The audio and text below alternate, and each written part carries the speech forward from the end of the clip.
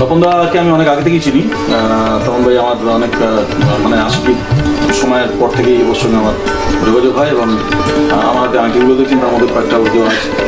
তা ওই আর কি, যেটুকু বিশ্বাস হয় তপন যে কাজগুলো করে আমার মনে হয় সেগুলোর মধ্যে কিছু কিছু বিশ্বাসযোগ্য কাজ হয়, যার জন্য আমার মানে ভালো লাগে ওকে। আর আজকে আমি তপনকে দেখবো কিনা ভাবিনি, প্রথমে আমাকে কিছু বলা হয়নি। আমি শুনলাম যে তপনই নাকি প্রথম এই প্রজেক্টটা উদ্যোগ নিয়ে এটা করছে, আর যেটার মেন মোটো হচ্ছে গিয়ে ওই গরিব দুঃখীদের ওয়েলফেয়ারের জন্য, পাশে দাঁড়ানো জন্য। তা আমি সবসময় যে কোনো এরকম ধরনের কাজের সময় আমি সবসময় আমাদের পাশে আসি। তখনকে আমি সাধুবাদ জানাবো যে এরকম অনেক কাজে উদ্যোগ নিয়েছে। আর শুধু তন্ত্রমন্ত্র করলেই হবে না, আর যারা আছেন তাদেরকেও আমি বলি যারা তারা গরিব দুঃখীদের জন্য কিছু ভাবুন, তাদের জন্য কিছু করুন, যেরকম তখন করছে। সুতরাং এটা একটা শেখবার ব্যাপার। নমস্কার, সকলকে প্রীতি শুভেচ্ছা। অ্যাস্ট্রোলজার তপন শাস্ত্রী বলছি। আমি পরপর রাশি নিয়ে কিন্তু বলে আসছি কোন কোন রাশির ভালো হচ্ছে বা হচ্ছে না, যাদের হচ্ছে না কেন হচ্ছে না সেটা নিয়ে একটা চুলচেরা বিশ্লেষণ করে আপনাদের সামনে তুলে ধরছি, এবং সেটা পুঙ্খানুপুঙ্খভাবে পরপর বলে আসছি। আপনারা নিশ্চয়ই অবগত হয়ে আছেন। এগুলো কিন্তু আমি জ্যোতিষের বাইরের কথা বলছি। কিছু কিছু জিনিস আমার এই 33-34 বছরের জ্যোতিষ জীবনে কিছু আইডিয়া হয়ে গেছে। বাইরে হইতে প্রযুক্ত বল দ্বারা অবস্থার পরিবর্তন না করিয়া স্থির বস্তু চিরকাল স্থিরভাবে চলবে, সচল বস্তু চিরকাল সুসমবেগে সরলতা অবলম্বন করিয়া চলিতে থাকিবে। a প্লাস বি তার whole square A square plus twice B plus B square. এই সূত্র না, কিন্তু এটা বুক অব নলেজের উপর না। কিন্তু জ্যোতিষটা কিছুটা বুক অব নলেজের উপর হয়, কিছু করি আমরা তো পড়েছি, পড়াশোনা করেছি, কিন্তু কিছু এক্সপিরিয়েন্সের ফলে কিন্তু এই কথাগুলো বলছি। এতদিন দেখছি, এত লোক 14-15 লক্ষ আমার জীবনের লোক দেখেছি, এবং 33+34 বছর রানিং চলছে। এই যে একটা অভিজ্ঞতা, এক্সপিরিয়েন্স, এর ভিত্তিতে কিন্তু কিছু কথা আমি আপনাদের এর আগে তুলে ধরেছি। মেষ, বৃষ, মিথুন, কর্কট, সিংহ, কন্যা, তুলা, বৃশ্চিক, ধনু, মকর, কুম্ভ, মীন। কিন্তু মীন রাশি থেকে এসেছি। আজকে আমি সিংহ রাশি সম্বন্ধে বলবো। সিংহ রাশির যেসব জাতক জাতিকা আছে তাদের কিছু ভালো মন্দ তো আছেই। গ্রহের ট্রানজিট, গ্রহের গোচর, গ্রহের যে ট্রানজিট করে, গ্রহের যে মুভমেন্ট করে, গ্রহের যে সঞ্চার হয়, সঞ্চারের ফলেই কিন্তু আমাদের ভালো মন্দ হয়। ভালো গ্রহের সঞ্চার ভালো হয়, খারাপ গ্রহের সঞ্চার খারাপ জায়গায় যদি সঞ্চার হয় খারাপ হয়। এ একবারে ধ্রুব সত্য কথা, মেনে নেন। ভালো গ্রহের সঞ্চার যদি ভালো জায়গায় সঞ্চারিত হয় বা ট্রানজিট করে বা গোচরে যায়, তাহলে তার তখন ভালো হয়। আমরা অ্যাস্ট্রোলজিক্যাল ভিউতে কখন গোচরে বৃহস্পতি আসবে আমার কর্কটের ঘরে, কখন বৃহস্পতি আসবে মঙ্গলের ঘরে, কখন বৃহস্পতি আসবে রবির ঘরে, আমরা বসে থাকি। সেই সময়টাকে খুব কাজে লাগায়। যেহেতু আমরা অ্যাস্ট্রোলজিক্যাল ভিউতে আছে, আমি বুঝি। এই স্টোন পড়ে থাকে, আমি মাঝে মধ্যে এগুলো খুলে দিই 6 মাস ছাড়া। যেহেতু ঘর ট্রানজিট করে ঠিক টাইমে আমরা কিন্তু আমাদের নিজেদেরকে তো আপডেট করতে হবে, নিজেদেরকে ঠিক রাখতে হবে। আমি যদি আমার কুড়ে ঘরে থাকি, আপনাকে আমি অট্টালিকা বানাবো কি করে? আমাকেও তো করে নিতে হবে জায়গাটা, আমাকেও তো সেই জায়গাটা প্রোটেকশন দিয়ে আমার নিজের জায়গাটা তো আমি করে রেখেছি, ফ্যামিলির করে রেখেছি, আত্মীয়দের করেছি। তারপর আপনারা আসছেন, আপনাদের বহু মানুষকে আমি সাহারা দিয়েছি। আপনারা অনুষ্ঠান দেখছেন, সাকসেসের জায়গাটা প্রচুর আছে আমার। এটা আমার তারামার আশীর্বাদ, আমার সর্বোপরি পিতামাতার আশীর্বাদ, গুরুদেবের আশীর্বাদ। তো সেই সূত্র ধরে এই কাজগুলো আমরা দিতে পারছি। কিন্তু তো কিছু কিছু কাজ কিন্তু এই সূত্র ধরে হয় না। কিছু কিছু কাজ কিন্তু আধুনিক জ্যোতিষ বলছে, এবং আমাদের যে এক্সপিরিয়েন্সের কিছু ফল। অনেকের বলছে সিংহ রাশির ভালো আছে, মেষ রাশির ভালো আছে, বৃষ রাশির ভালো আছে, হচ্ছে না কেন? তো আপনাকে ডাক্তার বলেছে আপনি এই জিনিসটা খাবেন না, আপনি খাচ্ছেন। সকালবেলা ওটা আপনি তেতো খাবেন, একটু লিকার চা খাবেন চিনি ছাড়া। আপনি চিনি দিয়ে দুধ চা খাচ্ছেন, 4টে মিষ্টি বিস্কুট খাচ্ছেন, চিনি ছড়ানো আছে, সুগার কমবে কি করে? আপনার মানতে হবে তো। সেরকম এই রাশি দিয়ে কিছু আমি বক্তব্য আমার এক্সপিরিয়েন্সের উপর লিখে রেখেছি। এগুলো আমার কিন্তু নিজের এক্সপিরিয়েন্সের কথা বলছি, আপনাদের দেখবেন খুব ভালো লাগবে। এর আগে বলে এসেছি, এই কাজগুলো যদি আপনারা মেনে চলতে পারেন, কাজ করতে পারেন, তাহলে কিন্তু খুব ভালো ফল আপনারা পাবেন। আজকে আমি বলবো সিংহ রাশি। সিংহ রাশির রবিপতিকে রবি, সিংহ রাশির মানে ফাদারকে রবি। রবি আমাদের যশ, যোগাযোগ, আদান প্রদান, লেনদেন, ওঠা বসা, স্থিতি, গতি, সম্পর্ক, ভালোবাসা, প্রেম।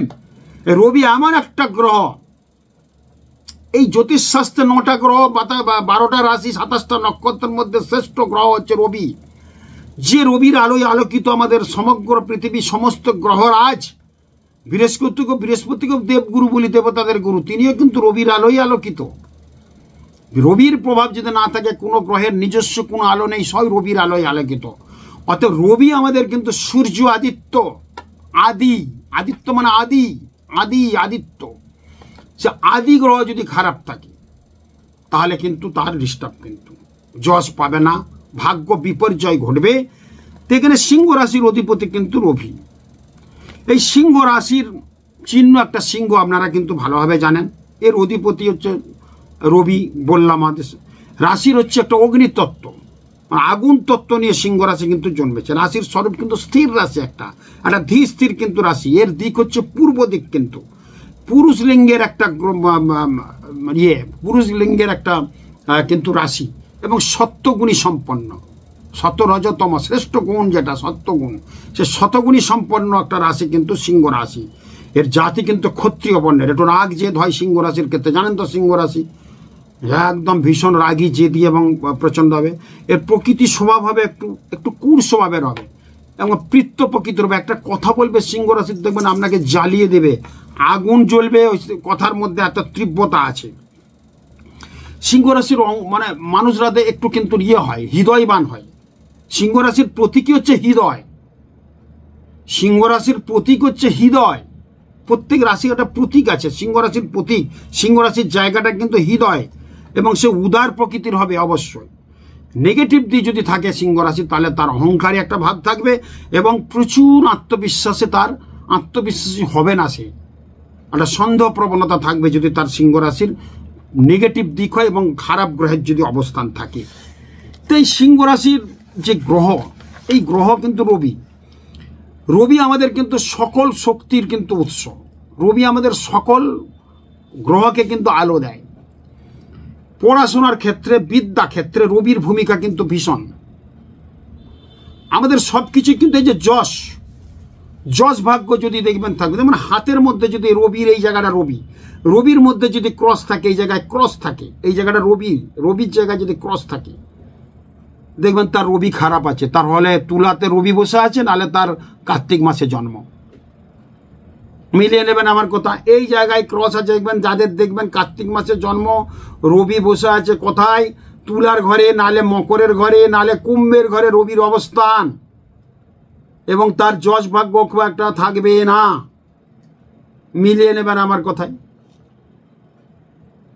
রবি সবসময় যদি মেষের ঘরে থাকে সবচেয়ে উচ্চস্থ বলি, রবি যদি কারোর সিংহের ঘরে থাকে বিশাল ব্যাপার, রবি যদি কারোর মিথুনের ঘরে থাকে ভালো, রবি যদি কারোর রবি যদি কারোর কন্যার ঘরে থাকে খুব ভালো।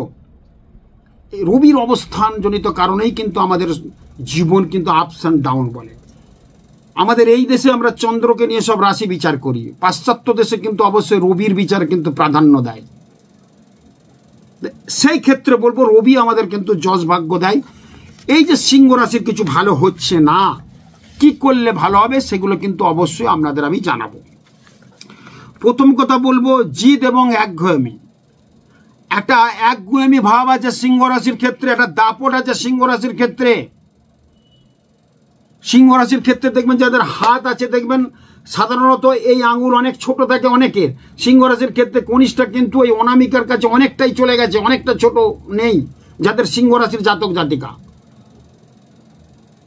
সিংহ রাশি যদি রবি ভালো থাকে, দেখবেন এই রবির জায়গা পরিষ্কার থাকবে। রবির সঙ্গে বুধের একটা রেখা, বুধের সঙ্গে রবির রেখাটা সংযোগ হয়েছে, ব্রেন বুদ্ধি দিয়ে তার কিন্তু চলবে।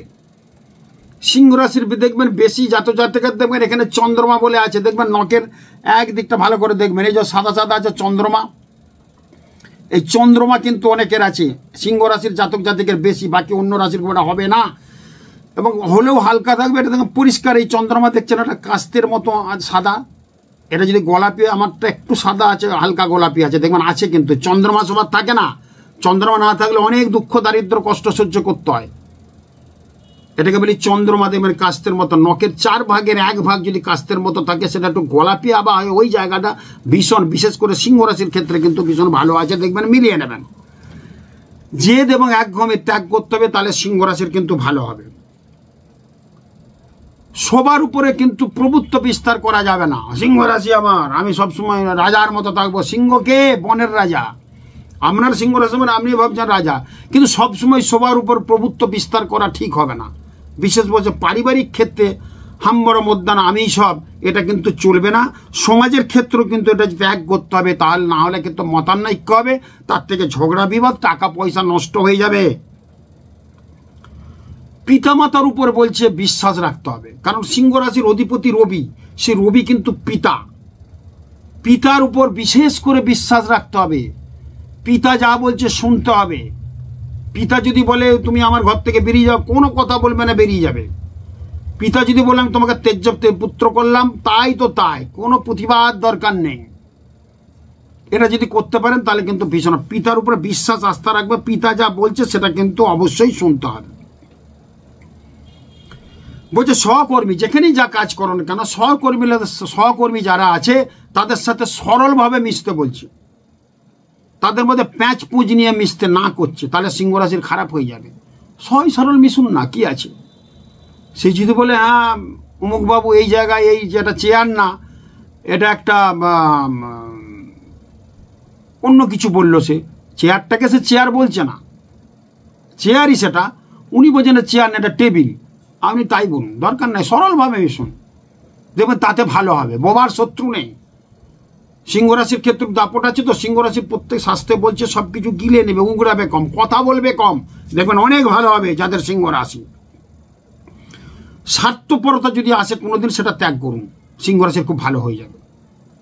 একটা স্বার্থ দেখতে গিয়ে ভাববেন অনেকটা টাকা আসবে, কিন্তু ওই স্বার্থর ফলে অন্য কিছু অনেক সাইড এফেক্টটা তো আসবে না, যে তার থেকে দ্বিগুণ টাকা বেরিয়ে যাবে, সেটা ত্যাগ করে নেন। পরে দেখবেন তার থেকে যে টাকাটা আসতো স্বার্থপরতার জন্য, সেই টাকা কিন্তু অনেক বেশি চলে আসবে, এটা কিন্তু খেয়াল রাখবেন।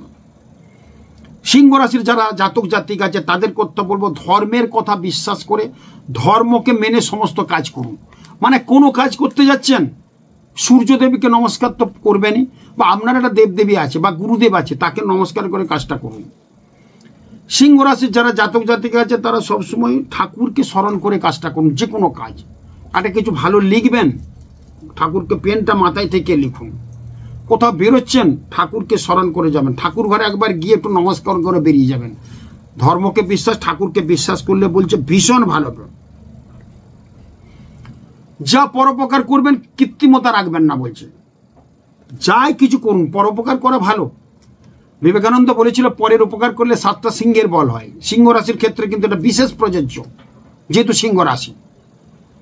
পরোপকার করতে বলছে, এবং পরোপকার করে বলছে তার মধ্যে কৃত্রিমতা রাখা চলবে না। মানে কাউকে দেখানোর জন্য করলাম, কোথাও বস্ত্র বিতরণ, হুইল চেয়ার দিলাম, বড় কিছু দান করলাম, খাওয়ালাম, সেলফি তুলে ফটো তুলে সোশ্যাল মিডিয়ায় ছেড়ে দিলাম, এই মধ্যে চলবে না। এটা কিন্তু পরোপকার একদম করবেন, কিন্তু খুব নিশ্চিন্তে চুপি চুপি করবেন।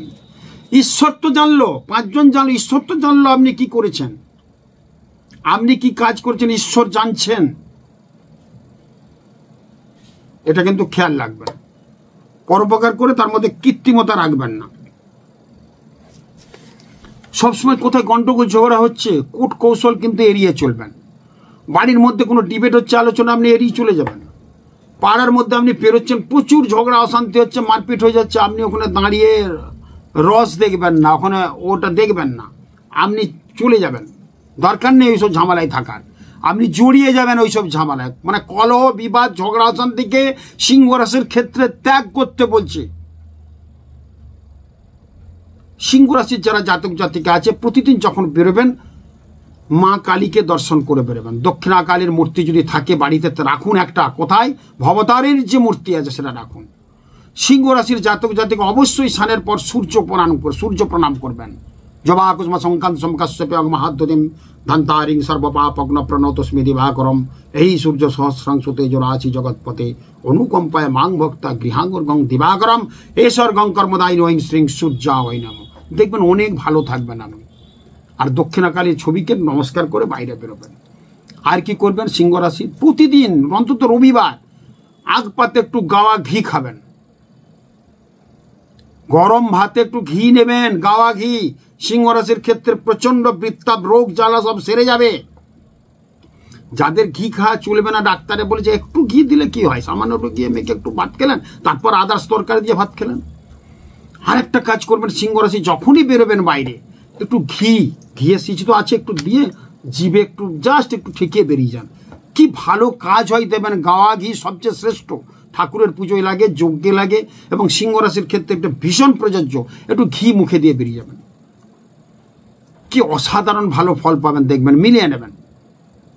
যাদের সিংহ রাশি, যাদের রবিবারে জন্ম, সিংহ রাশির যদি রবিবারে জন্ম হয় বিরাট ব্যাপার, তার কিছু না কিছু ভালো দিকে সে আছেই, কিন্তু মিলিয়ে নেবেন। এর ব্যাখ্যা আরও দেবো আমি। খুব ভালো থাকুন।